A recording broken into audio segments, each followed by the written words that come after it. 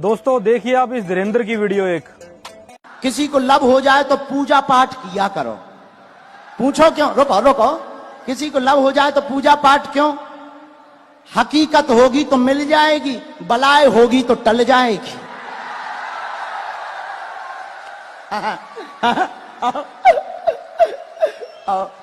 अब आपने सुना इसका ज्ञान, अब देखिए इनके हालात। आधे सेवादार तो इसलिए नए नए बन रहे हैं कि यहां पर बढ़िया माल पानी, और कुछ लौंडे लौंडियाबाजी के चक्कर में चेले बन रहे हैं।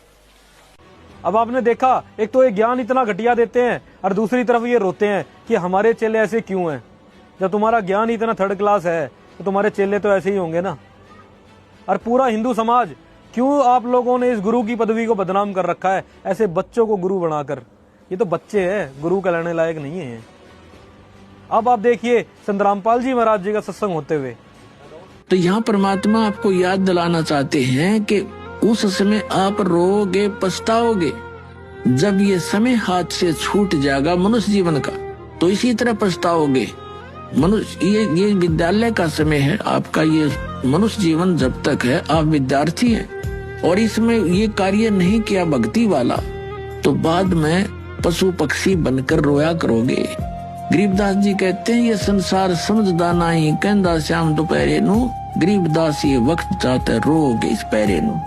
ये मनुष्य जीवन एक बार हाथ से छूट गया, इस पैरा माने समय को रोया करोगे। फिर जैसे कुत्ता रात्रि में ऊपर को मुंह करके रोता है, उसकी आत्मा में कभी ना कभी वो बात याद आती है, मैं कितना गलती किए हुए हूँ, आज मैं कहाँ पड़ा हूँ। लेकिन हो कुछ सेकंड के बाद फिर वो भूल पड़ जाती है। तो ये प्रसंग जो बताया जा रहा है आपको, इस कहते हैं कहे कबीर और सब दुखिया एक संत सुखी मन जीतियो।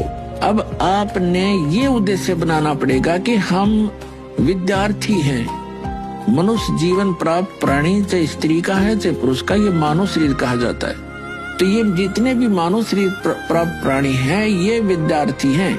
इनका उद्देश्य परमात्मा पाना, आत्म कल्याण करवाना है।